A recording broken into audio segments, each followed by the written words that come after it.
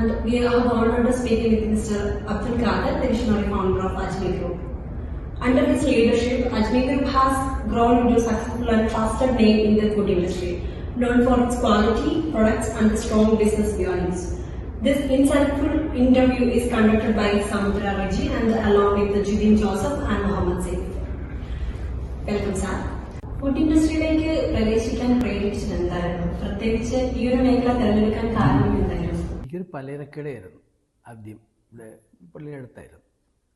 അപ്പം കുട്ടികളൊക്കെ സ്കൂളിൽ പോകണം. അപ്പം പലചരക്കട കൊണ്ട് മാത്രം നമുക്ക് ഉപജീവനം ഒരു തികയാത്ത ഒരു ചുറ്റുപാടിലെത്തിയപ്പം എന്തെങ്കിലും ഒരു ബിസിനസ് പുതിയതായിട്ട് സൈഡ് ബിസിനസ്സായിട്ട് തുടങ്ങണം എന്നുള്ള ഒരു ഉദ്ദേശത്തിലുമാണ് ഒരു ചെറിയ തോതിലൊരു ഇതുപോലെ റൈസ് പൗഡർ എന്നൊരു യൂണിറ്റ് ആരംഭിക്കാൻ തീരുമാനിച്ചു. അതിൽ നിന്ന് ഉടലെടുത്തു. ഇനിയിപ്പോൾ അത് വളരെ മെച്ചപ്പെട്ടു. 30 വർഷം 1994 നമ്മൾ സ്റ്റാർട്ട് ചെയ്യുന്നത്. അപ്പോൾ ചെയ്യുന്ന കാലത്ത് നമുക്ക് ഇവിടെ സ്വന്തമായിട്ടൊരു ഫാക്ടറിയോ മറ്റു സംവിധാനങ്ങളോ ബിൽഡിങ്ങുകളോ ഒന്നും ഇല്ലായിരുന്നു. എല്ലാം വീടിൽ തന്നെ ഒരു അടുക്കളയിൽ എന്ന് പറഞ്ഞ പോലെ പുറത്ത്, വീടിൻ്റെ പുറത്ത് ഒരു ചാരത്തിൽ ഒരു ഉരുളി വെച്ച് വൈഫും ഞാനും കൂടിയാണ് തുടക്കം. അപ്പോൾ നമുക്ക് വാഹനങ്ങളോ മറ്റു തൊഴിലാളികളോ ഒന്നുമില്ല. ആ ഒരു സിറ്റുവേഷനിലാണ് തുടങ്ങിയത്. ആരും ഇല്ലാത്ത സീറോയിലാണ് തുടങ്ങുന്നത്. ഞാനും വൈഫും മാത്രം. കുട്ടികൾ സ്കൂളിൽ പോയിട്ട് വരും. കുട്ടികൾ വന്നു കഴിഞ്ഞാൽ നമ്മൾ ഒരു ചെറിയ ഹെൽപ്പ് പാക്ക് ചെയ്യാനെന്നുള്ള ഒരു ചെറിയ പരിപാടി. പാക്കറ്റ് പൗഡർ കോരിയിട്ട് അത് ബാലൻസ് ചെയ്ത് ഒട്ടിക്കുക, ഇത്ര പരിപാടിയുള്ളൂ. അത് തുച്ഛമായ സമയമുള്ളൂ. അങ്ങനെ കുറേ കൂടി നമ്മുടെ ഈ പരിപാടി വളരെ മെച്ചം എന്ന് തോന്നിയപ്പം തൊഴിലാളിയൊക്കെ 1-2 ഒക്കെ ആയിട്ട് ഇങ്ങനെ വെച്ചു വിപുലമായിട്ട്. പിന്നെ ചെറിയൊരു ബിൽഡിങ്, പിന്നെ അതിന് ശേഷം പിന്നെ നമ്മൾ വലിയ ബിൽഡിങ്ങായി. പിന്നെ നമ്മൾ ചെറിയ വാഹനങ്ങളൊക്കെ ചെറുതൊക്കെ എടുത്തു. അപ്പോൾ അങ്ങനെ ഇങ്ങനെ പടിപടിയായി ഉയർന്ന് ഇപ്പോൾ ഏതാണ്ട് ഒരു 10-25 രാഷ്ട്രങ്ങളിൽ നമ്മൾ എക്സ്പോർട്ടിംഗ് ഉണ്ട്. അതേ യൂറോപ്പ്, ഇതേ എല്ലാ യൂറോപ്പും സൗദി ഉള്ള ഗൾഫ് രാജ്യങ്ങളിലൊക്കെ ആയിട്ട് US വരെ നമുക്കിപ്പോൾ ഉണ്ട്. USA, UK, അതുപോലെ ജർമ്മനിയിലൊക്കെ ഞങ്ങൾക്കിപ്പോൾ ഔട്ട്ലെറ്റ് വരെ സ്വന്തമായിട്ടുണ്ട്. അവിടെ ഞങ്ങളിപ്പം നമ്മുടെ ഇവിടുന്ന് ഷിപ്പിൽ പോയി അവിടെ ചെന്നിറക്കി ഔട്ട്ലെറ്റിൽ വെച്ച് അല്ല വെയർഹൗസിൽ വെച്ചിട്ട് അവിടെ നമ്മുടെ വാഹനത്തെ തന്നെ നമ്മുടെ ആൾ സപ്ലൈ ചെയ്യുക ഇവിടങ്ങളിലൊക്കെ. അതാണ് ഇപ്പോൾ ഏറ്റവും ടോപ്പ് നിൽക്കുന്ന ഒരു അവസ്ഥ. UK, US, ജർമ്മനിയിലൊക്കെ 3 നമുക്ക് വെയർഹൗസ് ഉണ്ട്. ബാക്കി ഒരു 10-15 രാഷ്ട്രങ്ങളിൽ നമ്മൾ അവിടെ ആൾക്കാരെ കൊടുക്കുക, അവരാണ് സപ്ലൈ ചെയ്യുക. നമ്മൾ സ്വന്തമായിട്ട് ചെയ്യുന്നത് ഈ 3 രാജ്യങ്ങളിലുള്ളൂ. പിന്നെ സൗദി ഉള്ള ഖത്തർ, ഒമാൻ, കുവൈറ്റ് അങ്ങനെയുള്ള കുറേ അറബ് രാഷ്ട്രങ്ങളിലും നമ്മൾ സപ്ലൈ ചെയ്യുന്നുണ്ട്. ഓസ്ട്രേലിയ വരെ നമ്മുടെ കൊണ്ട് എല്ലാ ഭൂഖണ്ഡങ്ങളിലും എന്ന് പറഞ്ഞ പോലെ അമേരിക്കയിലും ഓസ്ട്രേലിയയിലും ഏഷ്യയിലും ഒക്കെ നമ്മളിപ്പം മൊത്തം. സാറ് പറഞ്ഞ വലിയ എസ്റ്റാബ്ലിഷ്ഡ് സക്സസ്ഫുൾ ആണ് അജ്മി ഫുഡ് സ്പോട്ട് എന്ന് പറയുമ്പോൾ.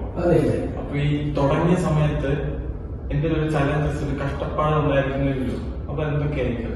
അത് നമുക്ക് ബുദ്ധിമുട്ടെന്ന് പറഞ്ഞാൽ നമുക്ക് ഇന്നത്തെ അതുപോലെ ഒരു മൊബൈലോ ലാപ്ടോപ്പോ നമുക്ക് ഇല്ലാത്ത ഒരു കാലഘട്ടത്തിലായിരുന്നു.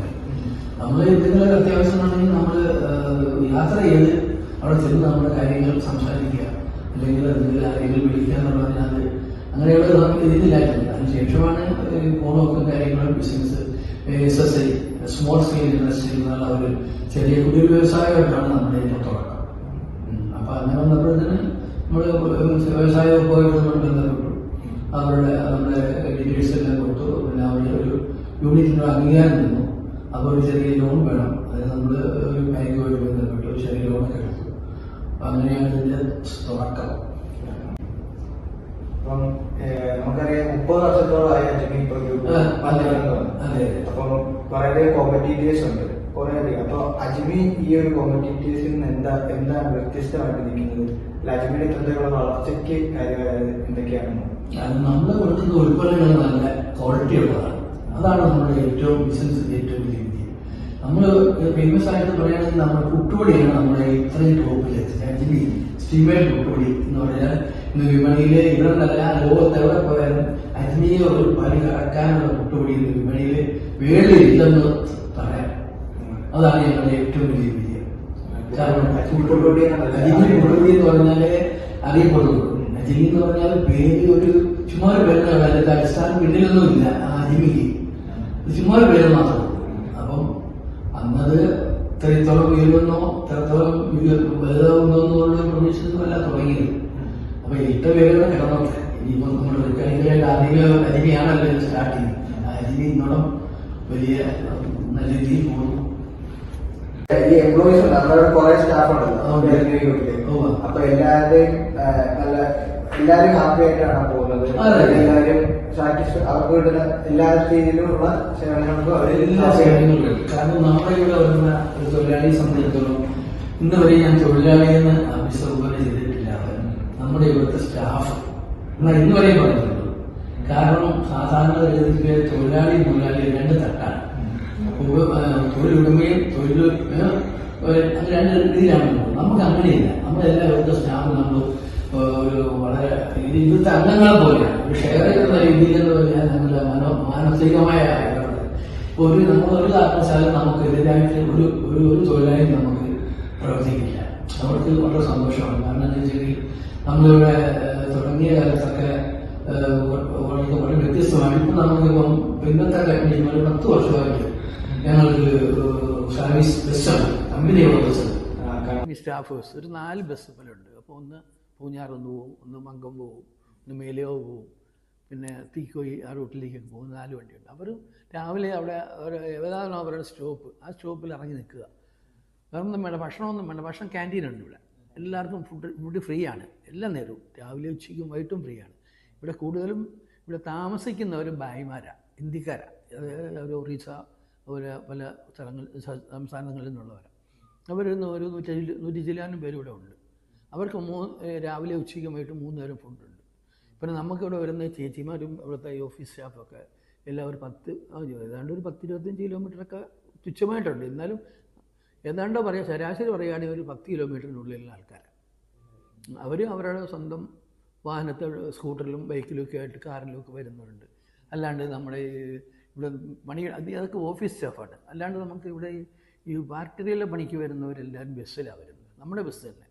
അതിവിടെ ഒരു 8 മണിയാകുമ്പോൾ എത്തും. ഇവിടെ വന്ന് അവർക്ക് ഡ്രസ്സ് മാറാൻ സ്ഥലമുണ്ട്. അവിടെ ഡ്രസ്സൊക്കെ മാറി ഒരു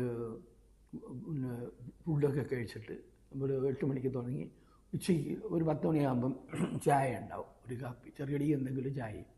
അത് കഴിഞ്ഞ് ഉച്ചയ്ക്ക് 1 മണിക്ക് ഭക്ഷണം, ഊണ്. നല്ലതാണ്. കാരണം ഒരു ആഴ്ചയിൽ 1-2 ബിരിയാണിയൊക്കെ ഉണ്ടാവും. വെജിറ്റേറിയൻ കൂടെ ഉണ്ട്, പിന്നെ ഫിഷുണ്ട്. എല്ലാം നല്ല രീതിയിലുള്ള ഒരു 300-350 പേർക്കുള്ള ഭക്ഷണം ഉച്ചയ്ക്ക് ഉണ്ടാവും. ഇപ്പോൾ ഇവിടെ ഒരു 400 പേരിൻ്റെ അടുത്ത് ഇപ്പം നിലവിൽ ഈ ഫാക്ടറിയിലുണ്ട്. ഇപ്പോൾ കമ്പനി നമ്മുടെ ബാക്കിലേക്കാണ്, ഓഫീസിലാണ്, ഫ്രണ്ടിലാണ് ഓഫീസ്. അപ്പം ഷിഫ്റ്റ് 2 ഷിഫ്റ്റായിട്ടാണ് കൊടുക്കുക. ഒരു നൈറ്റിലും ഉണ്ട് പണി, ഡെയിലും ഉണ്ട്. അപ്പം നമ്മുടെ മോട്ടർ മിഷനറി ഒരിക്കലും നിർത്തുന്നില്ല. അത് കണ്ടിന്യൂ വർക്ക് ചെയ്തുകൊണ്ടിരിക്കുക. ആളെ ചേഞ്ച് ചെയ്യുന്നേ ഉള്ളൂ.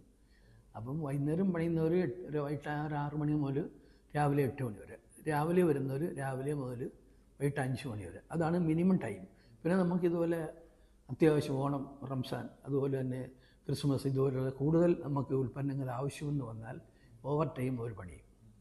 അതിന് അവർക്ക് അതിനുള്ള പ്രത്യേകമായിട്ടും പൈസ കൊടുക്കും. അപ്പം അതിനവർക്ക് മടിയൊന്നുമില്ല. കാരണം അത് പകൽ പണി നിനക്കാലം കൊള്ളും റേറ്റ് കൂടുതൽ ഞങ്ങൾ കൊടുക്കും.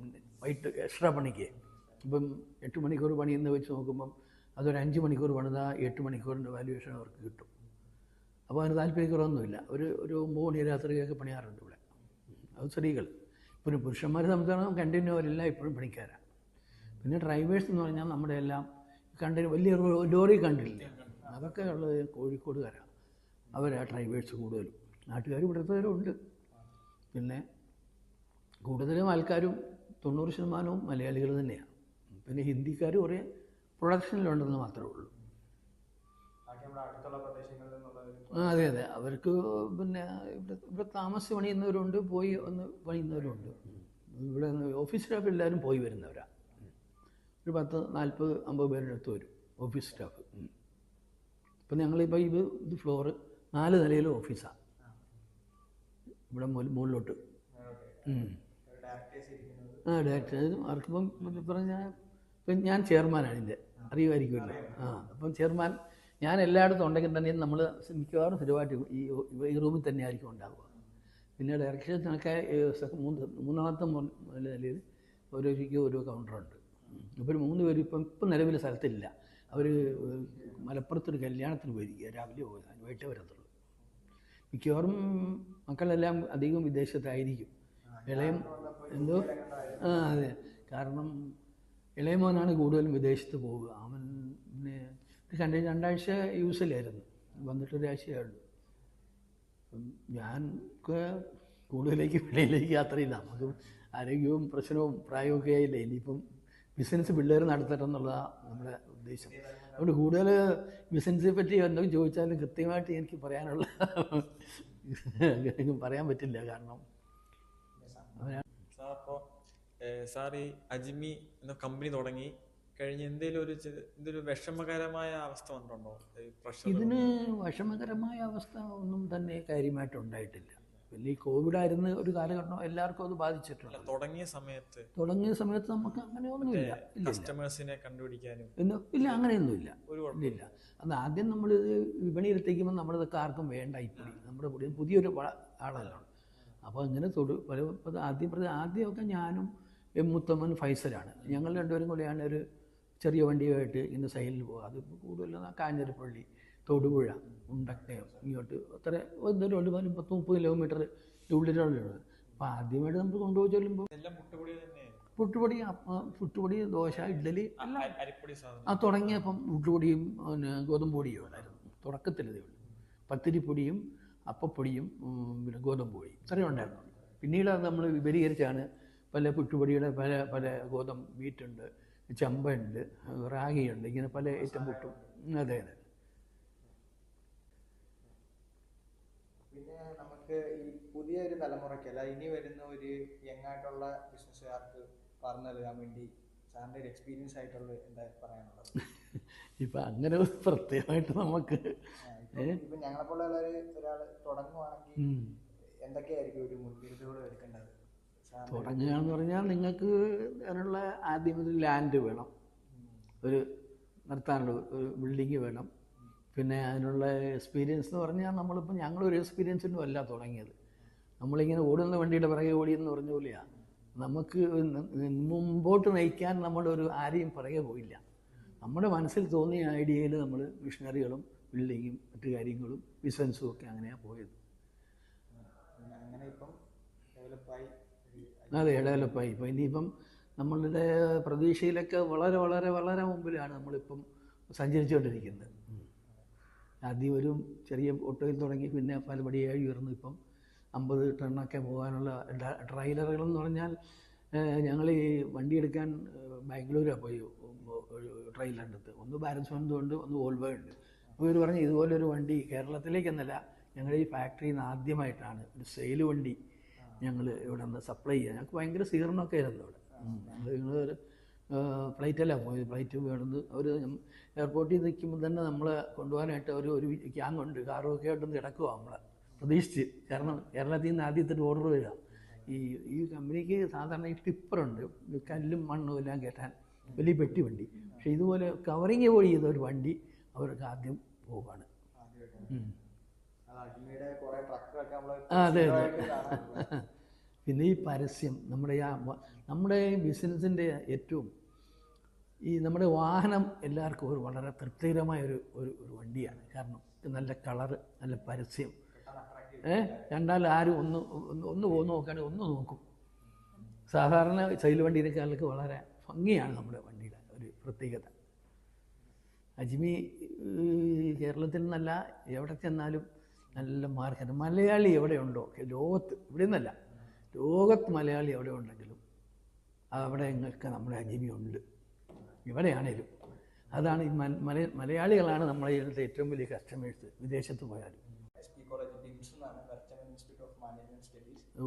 ഞങ്ങളുടെ അവിടുത്തെ ഫസ്റ്റ് ഇയർ വിദ്യാർത്ഥികളാണ്. ഞങ്ങൾ ആദ്യത്തെ ഒരു ഇന്റർവ്യൂ ആയിരുന്നു. അപ്പൊ അതിൻ്റെതായിട്ടുള്ള കുറച്ച് ടെൻഷനും ഒക്കെ ഉണ്ട്. എന്നാലും വളരെ നന്നായി സാറിന് കുറെ ഇൻഫോർമേഷൻസ് നമുക്ക് കിട്ടി. അപ്പം അതെല്ലാം വളരെയധികം നന്ദി പറയുന്നത് നിങ്ങളുടെ ഇൻസ്റ്റിറ്റ്യൂട്ടിന്റെ പേരിൽ. We come to the conclusion of this insightful section. I would like to extend our heartfelt gratitude to our esteemed Chairman Mr. Abdul Qadir Haji for sharing his valuable time and experience with us today.